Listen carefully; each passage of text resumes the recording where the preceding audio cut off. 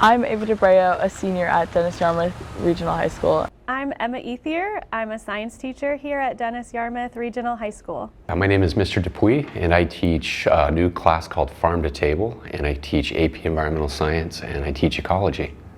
So the new DY Garden was a very big group project, meaning there were so many hands in all different parts and phases of getting it off the ground and running. Mr. Dupuy had a dream of a school garden for many years and found a grant with the Department of Elementary and Secondary Education and was able to procure a Farm Fresh grant for the school.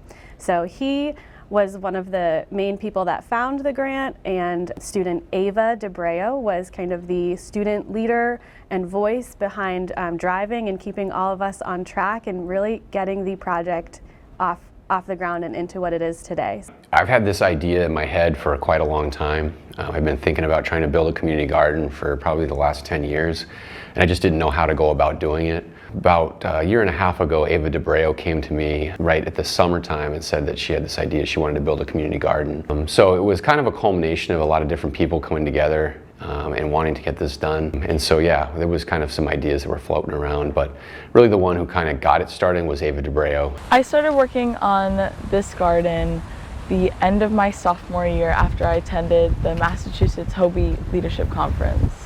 I saw a need that needed to be fulfilled in this community, and there's a lot of food pantries, and that's so great, but not a lot of people have access to healthy, fresh food.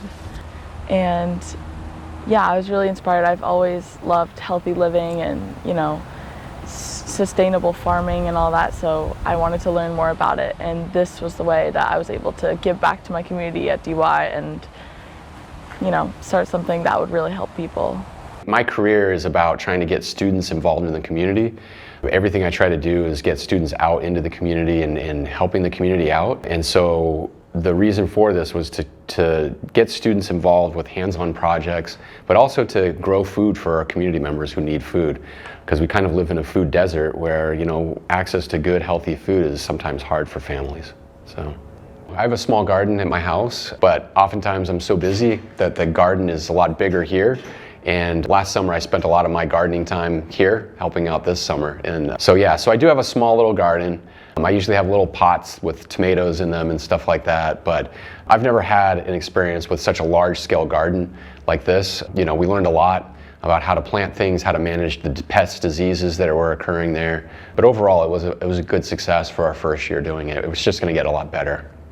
So I don't have a big garden outside of the school.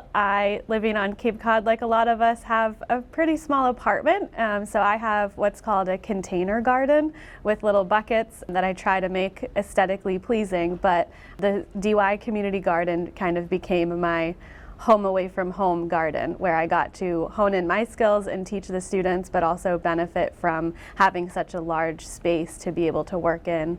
There's a lot of people that were involved in making this garden happen.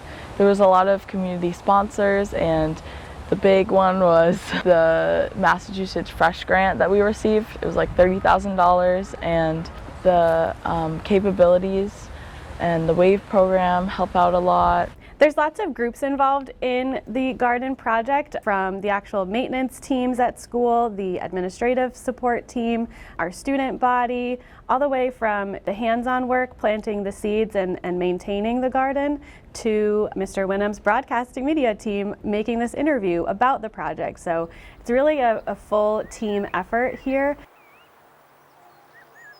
My involvement was to help guide Ava in getting the materials and getting it built and navigating through the school, how to get a small community garden built. What had happened over that summer is I was working at the Dennis Conservation Land Trust, and I was growing food for them and finding a place to donate the food. And I found out that there was a large state grant that I could apply for.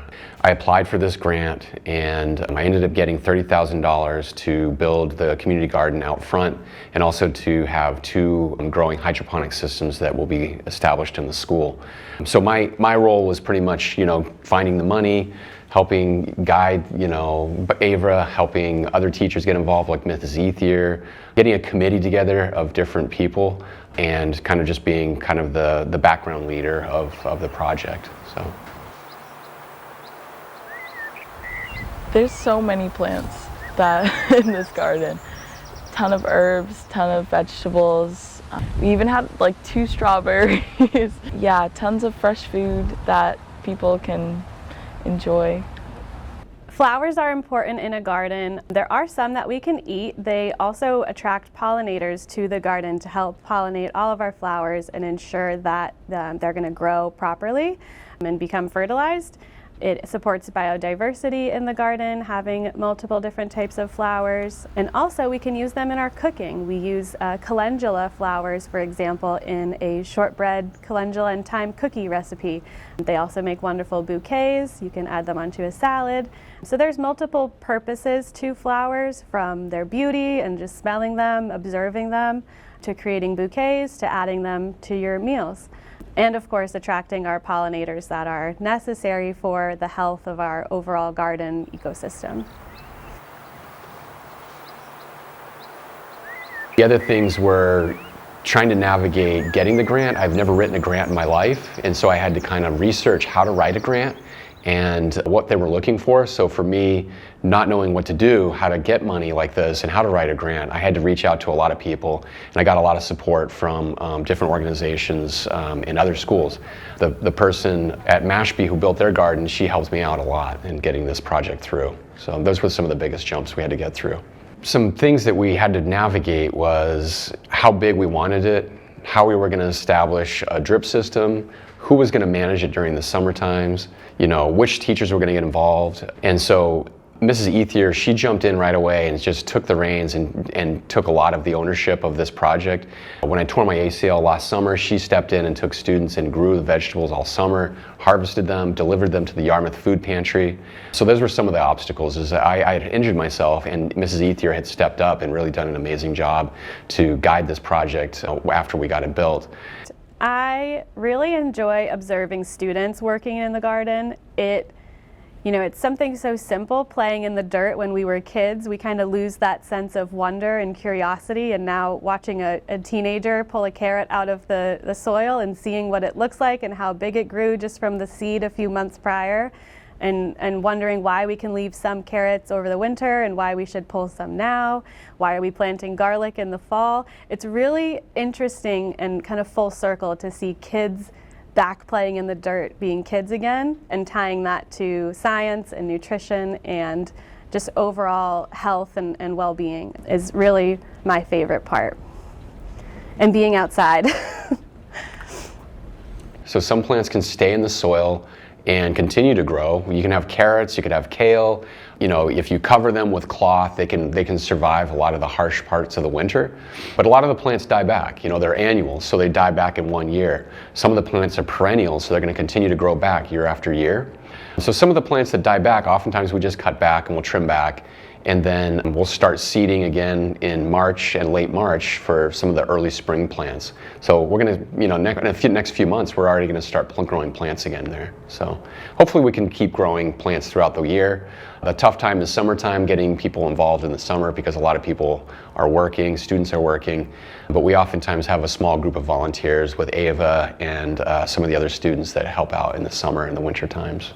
So over the summer, most of the yield from this garden has gone to the Yarmouth Food Pantry, and a lot of it has gone to us as well, just people working in the garden, students and faculty at DY, just whoever needs it. That's the mission statement, is food that everybody has access to, no matter if you need it, just if you want it, whatever, just for everyone.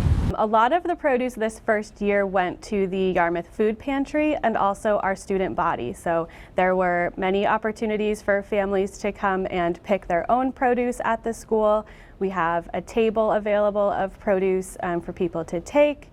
At the Dolphin Dash, we had a produce table available for, take what you need, pay what you can. And there was a lot of people that said it saved them a trip to the grocery store, which was nice.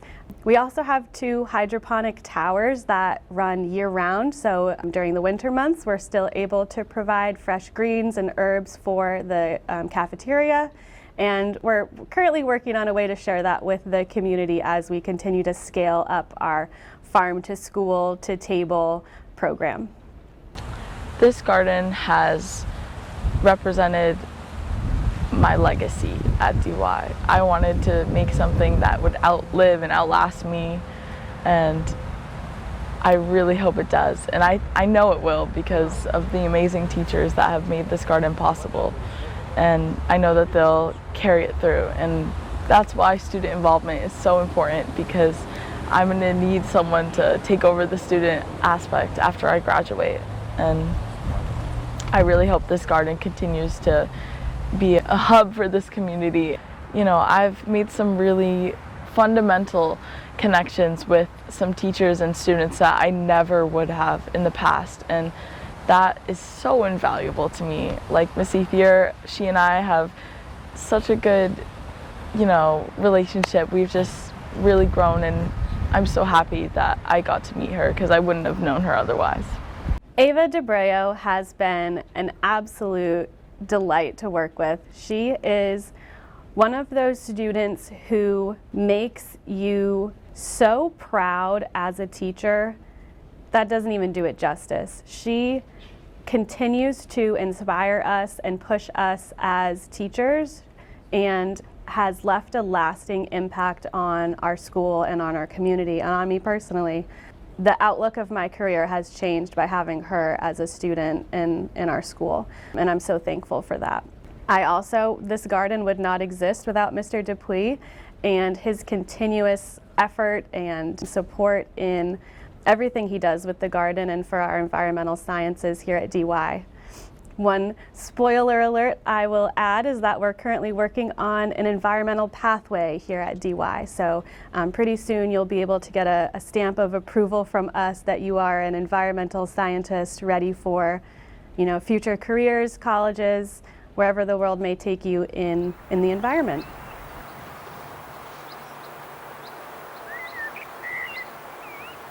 Gardening will always be a part of my life after this, because I see the value even more so than I did before of growing your own food and, living off the earth. It's so important to me, and that connection with the earth is really important to me. The garden is a permanent fixture here at DY. Although it will go to sleep slightly for the winter, it'll be back in the spring and in full bloom for the summer months. We plan on hosting farmers markets here and continuing to develop and improve our farm to school to table program here at DY. And I'm really excited to be a part of it as we continue to improve and expand and support our community and our students. I would just like to thank, Ava and Mrs. Ethier and Mrs. Bennett. They've been instrumental. Steve Foucher, the grounds crew, has been amazing with helping us get the drip system together. It really was a community effort. There wasn't a single individual who, took this and did it all themselves. We all had a piece in this puzzle. We all worked together, and who's going to benefit? The community and the students overall. So yeah, it's going to be a great project going forward. I just hope that this garden remains a place that people can go to as like a sanctuary, and a place where everyone is always involved and included, and just a happy, positive place for this school. Is there anything else you want to add? I would like to add a big thank you to Mr. Winham and his students for producing and taking interest in our school garden and producing this awesome documentary about our project.